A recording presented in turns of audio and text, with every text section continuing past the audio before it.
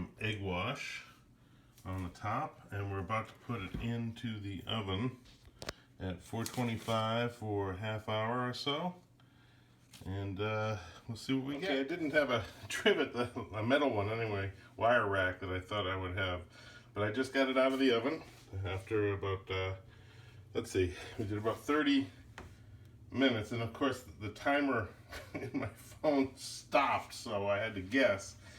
And so I looked at it and I put it on top broil for about a minute and a half to give it this nice glaze on the top. So that is my loaf of bread. And yes, it's in a strainer in the sink, but it's in a nice clean strainer. And we're gonna let it cool for about 15-20 minutes. Maybe a little less, and then we're gonna slice into that mother.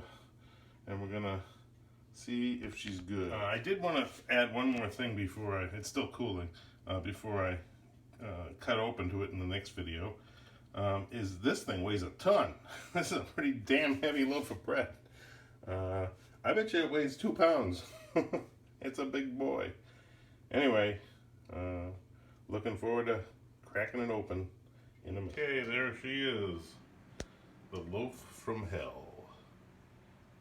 I think it looks good.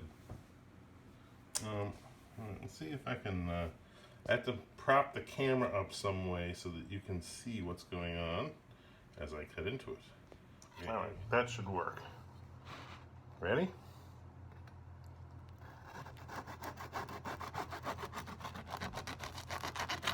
That's nice.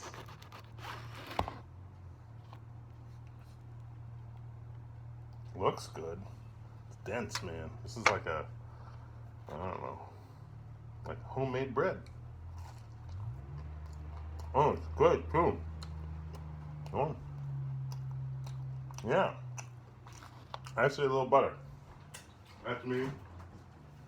I'm nuts like that, but I say a little butter.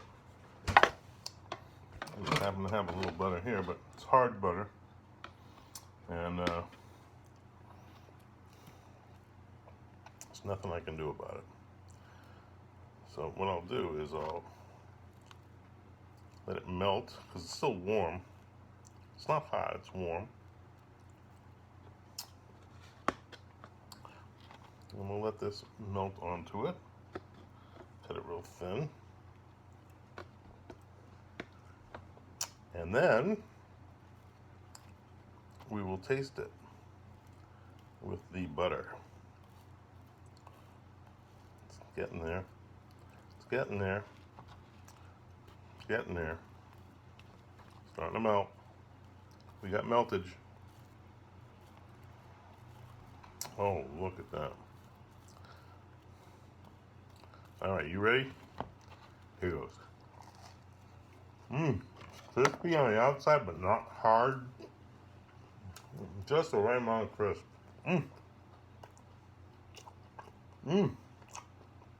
Oh. Hey, you know, this is actually good. Really good.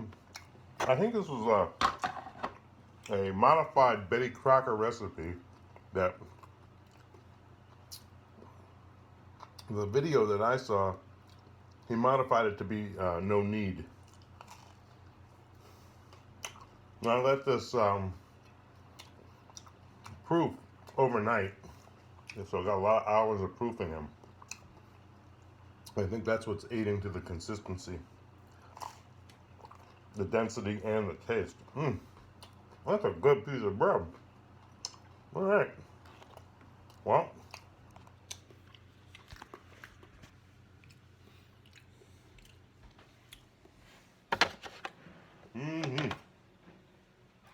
quality bread, man. Okay. Thanks for watching.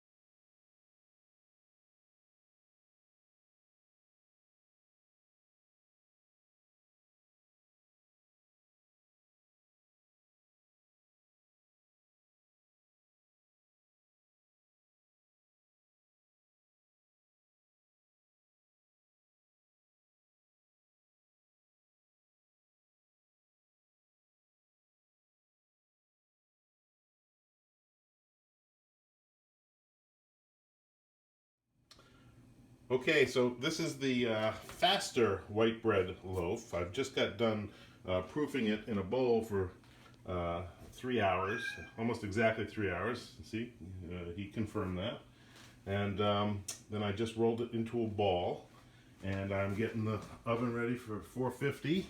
Bringing it up to 450, and there's my poor man's Dutch oven that the artisan guy has. He showed you how to do that. I made a loaf in the poor man's Dutch oven, and it came out great. It really came out great. So we're going to see how this faster no-knead bread stacks up against it. And we'll put it in some parchment, and then we're going to let it sit in there until the oven hits 450.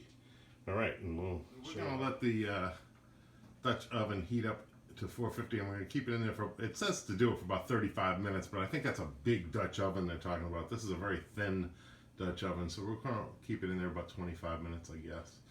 I'm sure. As it's cooking, I just took it out of the parchment, but it didn't really grow to the size of the pan. So let's find out how it is. The bread did not exactly come out the shape of the pan that I'm washing out now, but it's still cool. It's probably not great for sandwich bread, but it'll be good for dinner bread. And I put olive oil on the top, extra virgin olive oil, to give it a nice little shine. So I'll cut into it in a little while. Okay, so here's the bread loaf. It's still warm. It's not hot, but it's warm. And we're gonna cut open.